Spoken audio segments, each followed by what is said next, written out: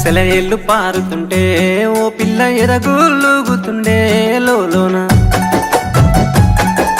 నదులన్నీ కలిసినట్టు పిల్లగా నవ్వెంత బాగున్నది నీలోన గాజుల సప్పులు గలుగల్లు మోగంగా గజ్జెల పట్టీలు గంతేసి ఆడంగా వరిగడ్డి మోపు ఎత్తి ఓ పిల్ల వయ్యారి నడుము పవే ఈ వేళ